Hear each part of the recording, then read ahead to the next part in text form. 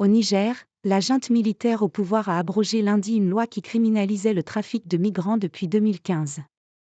L'Union européenne a immédiatement dit regretter cette décision qui devrait augmenter les flux migratoires vers l'Europe, mais à Agadé, c'est toute l'économie locale qui pourrait en bénéficier.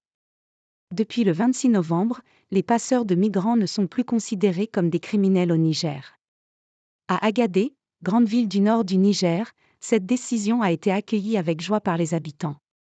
C'est une loi qui contrevenait à la libre circulation des personnes et des biens, donc ça a été très bien accueilli, confirme, ravi, Sidi Mamadou, 42 ans, ancien passeur et militant pour l'immigration légale.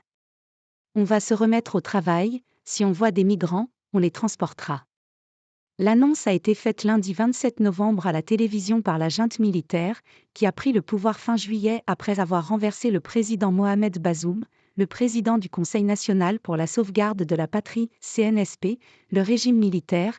Note de la rédaction, le général Abdourahmane Tiani a signé, samedi, une ordonnance portant abrogation d'une loi du 26 mai 2015, relative au trafic illicite de migrants, a indiqué le secrétariat général du gouvernement. La déclaration est tombée comme un coup près pour la commissaire européenne aux affaires intérieures Ylva Johansson. Comble de la situation, la Suédoise présidait le lendemain à Bruxelles une conférence internationale contre le trafic de migrants en présence de ministres de l'Intérieur européens et africains. Je suis très préoccupée par la situation actuelle, et il y a un risque énorme que cela provoque de nouveaux décès dans le désert. Mais je pense aussi qu'il y aura probablement plus de gens qui vont venir en Libye et essayer de traverser la Méditerranée pour se rendre dans l'Union européenne, a-t-elle déclaré dans un discours. Pour nous, l'immigration est une économie. Point de passage entre le Sahel et le Sahara, Agadé a longtemps été une ville de transit pour les migrants d'Afrique de l'Ouest et centrale. Depuis l'effondrement de l'activité touristique à cause des groupes terroristes, une économie de la migration légale s'y était développée. Avant 2015, on y trouvait aisément des chauffeurs de taxi, des restaurants et logements spécialement destinés aux migrants. Quant aux convois d'exilés qui partaient chaque semaine d'Agadé pour la Libye ou l'Algérie, ils étaient escortés par des véhicules militaires pour dissuader d'éventuelles attaques sur la route. Pour nous, l'immigration n'était pas un trafic mais une économie, on gagnait énormément d'argent avec ça, raconte Sidi Mamadou. On prenait les numéros de châssis des véhicules, le nom des chauffeurs, le nombre de migrants et on établissait une feuille de route, même le maire prenait une taxe sur les convois, raconte le Nigérien, qui était membre d'un syndicat de transporteurs. En vertu des accords de la CEDEAO, n'importe quel ressortissant de l'Union africaine peut voyager sur le continent tant qu'il dispose d'une pièce d'identité.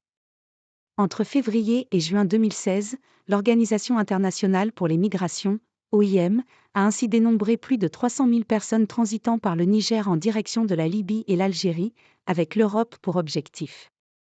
Des programmes de reconversion inefficaces. La situation a évolué après la crise migratoire de 2015 qui a poussé l'Union européenne à réagir. Dès novembre 2015, au lendemain du sommet sur la migration de la Valette, à Malte, le Niger devient l'un des principaux partenaires de l'UE pour lutter contre l'immigration clandestine.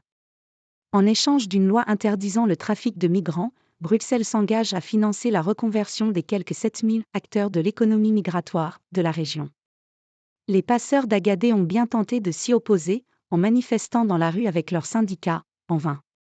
Fin 2015, la loi 2015-36 entre en vigueur et des dizaines de passeurs sont emprisonnés ou condamnés à des amendes entre 3 millions et 30 millions de francs CFA, de 4 500 à 45 000 euros.